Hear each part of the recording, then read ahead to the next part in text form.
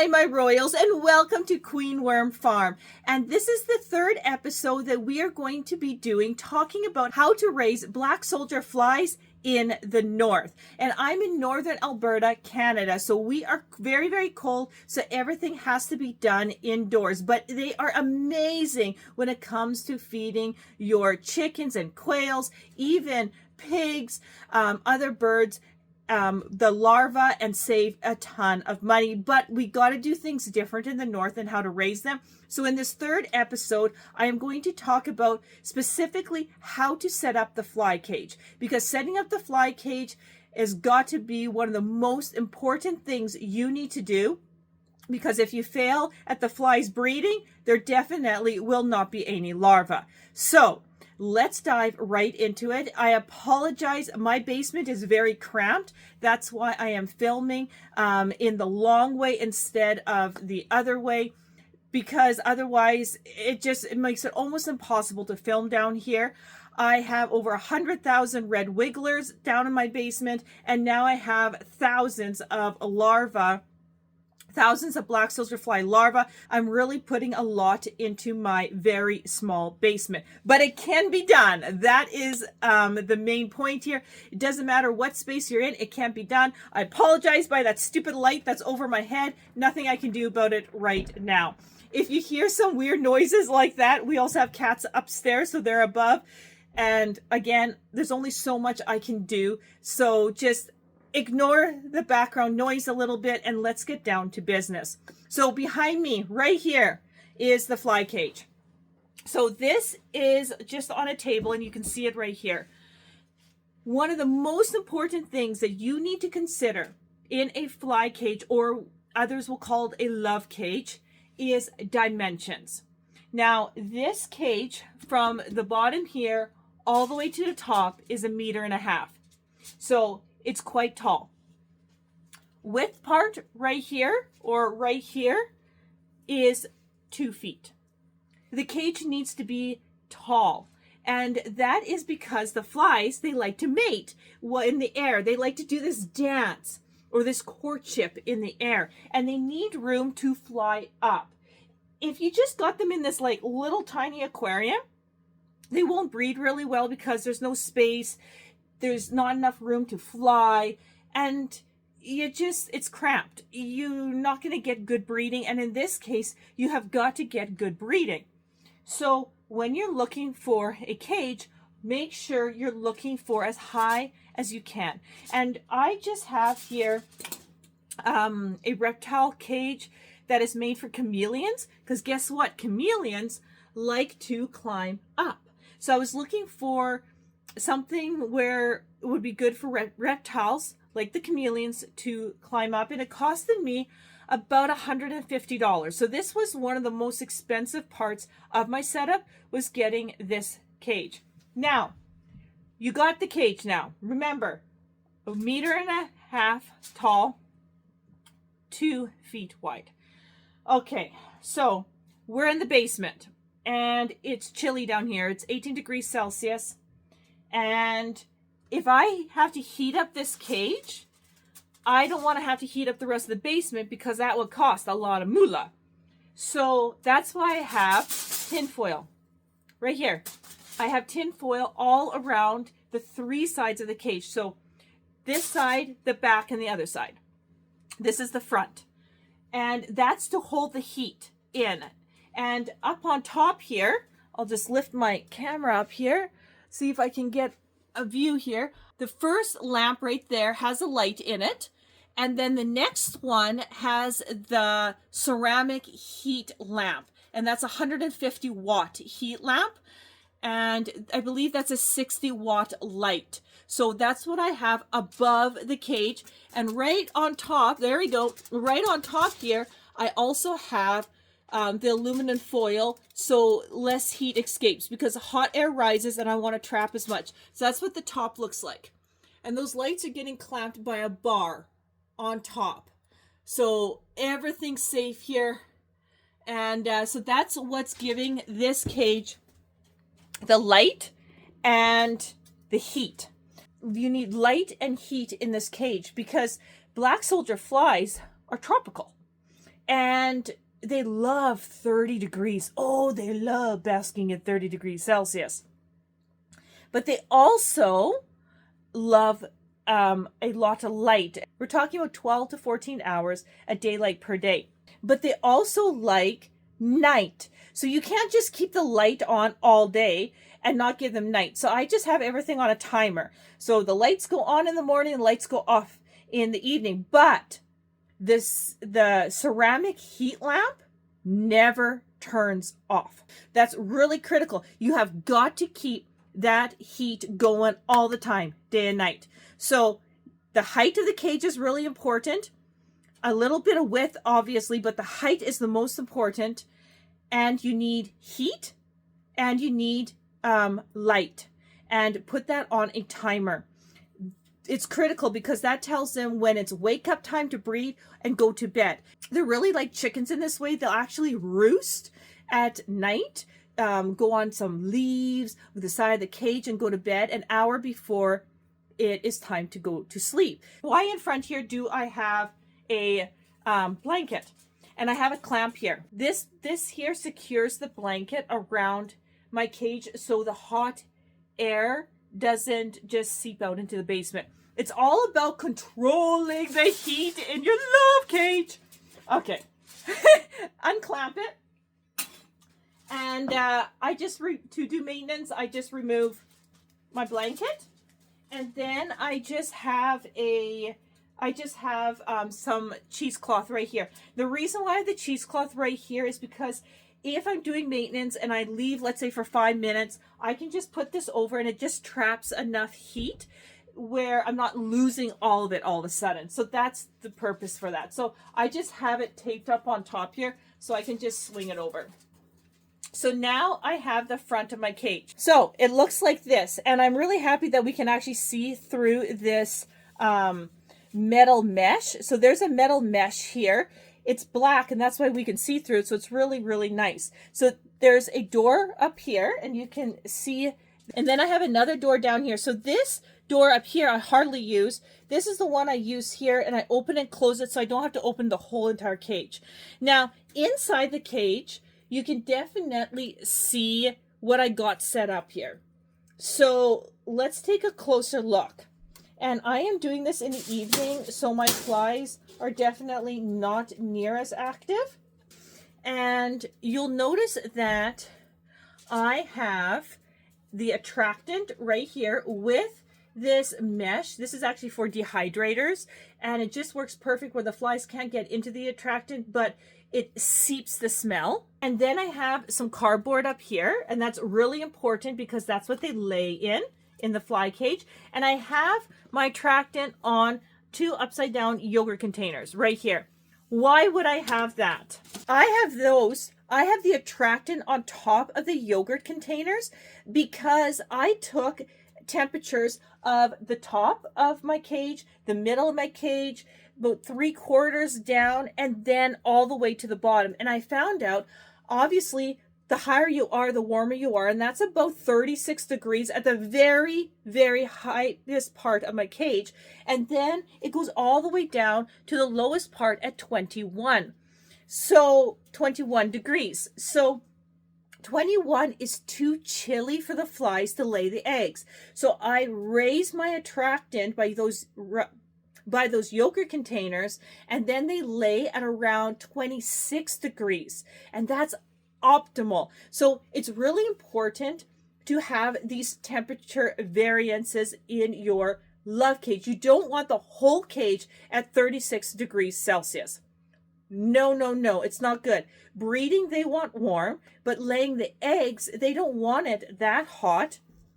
And then, and also, they want to lay their eggs in some kind of shade. So because they want to lay their eggs in some kind of shade, I provide them with a plant. And this plant just naturally shades where they are going to lay, gives them that little privacy to lay their eggs, and then they will lay their eggs in here.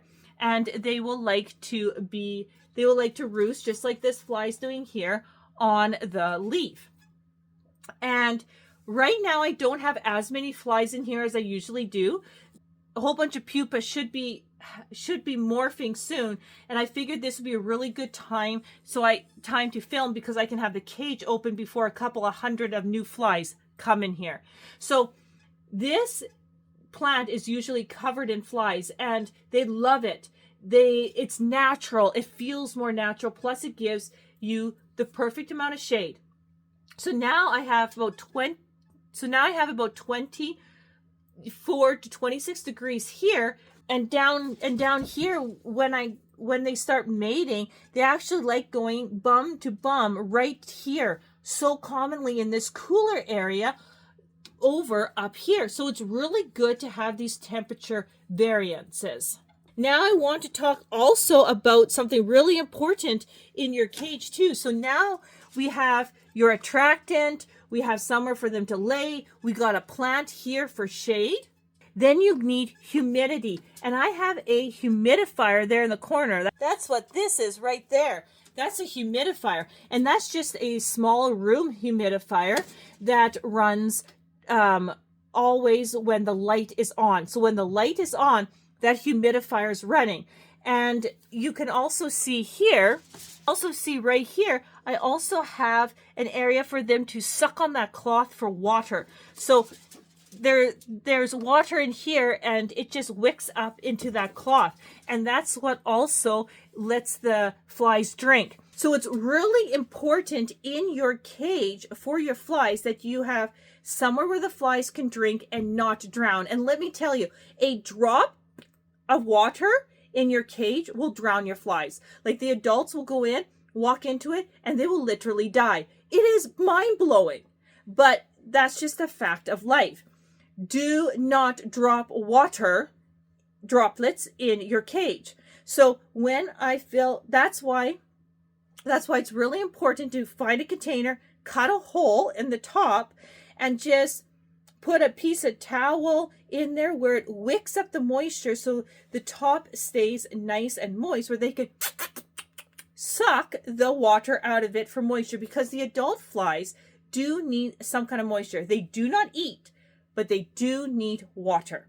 So it is really important to provide a source of water in your cage. It's really important to have humidity. Now, my cage is not perfect in humidity, but I can get it to around 50 to 70%. That's pretty good when we're talking about up north, and it seems to work enough where they are laying like crazy. So I'm definitely have a range where they're happy, where it's warm enough, the humidity is high enough, and they are laying. So you've got to have a humidifier. I didn't have a humidifier right away, and they did not lay. The second that I if I did an experiment where I turned off the humidifier for about 7 days just to see if they would lay or not. None. Put on back on the humidifier, boom, they start mating and laying. So it's not just the heat and the light, it's the humidity as well. And where they are naturally found, there's high humidity, good heat, and lots of light. So those are really critical. You cannot just skip one of those steps. Like, you can't just go, we're about 25%, no big deal. It is a big deal to these flies. So you have to have enough room to have that humidifier, and I will definitely put a link to where I ordered that on Amazon, because it took me hours of searching to find something that would run like 18 hours without turning off. And my humidifier is rigged up to the same timer the light is. So when the light goes off, the humidifier also goes off. When the light goes on, the humidifier also goes on. So that makes it really nice and simple. This has an auto off, so if it goes low, it will just turn off, but I fill it up every second day. So it has about, I think it is maybe 2 liters. I think so. I could be wrong, so don't get mad at me if I'm wrong. I think it's around 2 liter water capacity, which is awesome because it goes through about 1 liter a day. So I fill it up every 2 days. Super easy, super clean. I do want to make a note though. I will show you something right here. I'll just grab that out of the cage. Oh, a little bit awkward, but there's also a fly right there. Just hold on, gotta get the fly. These flies are also very docile. It's the evening. I'm doing this in the evening, and they're very easy to work with. So with this humidifier, the brown here is just fly poo. But what I did was any openings, this is where the humidity comes out.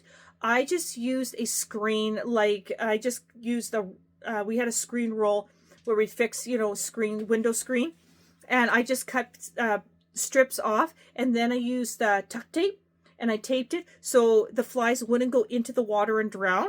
I also did that in these openings too, and you can see it underneath where I use tuck tape and just put screen over those openings so I can clean them, but the flies don't go in and drown, and then you got guck in there and all sorts of gross stuff. So that's what I did. That's what I did to this humidifier. This is just a simple room humidifier. So this, I think, was about 50 some bucks Canadian. So now I'm at about 150 for the cage, 50 something for this. If you want to get some timers, that would be good. And then, of course, the lights. So I probably altogether spent about $400 to $500 setting up this cage properly, but it was worth every red cent. Because right now, they're saving me 50% of my food bill. And that is huge when I'm feeding 60 quails, 30 to 60 chickens, 30 some ducks, and 3 geese. It's a big deal. So this investment will pay for itself easy. The plant I bought at Home Depot for about 30 bucks. I obviously went tropical because it's a tropical situation in here.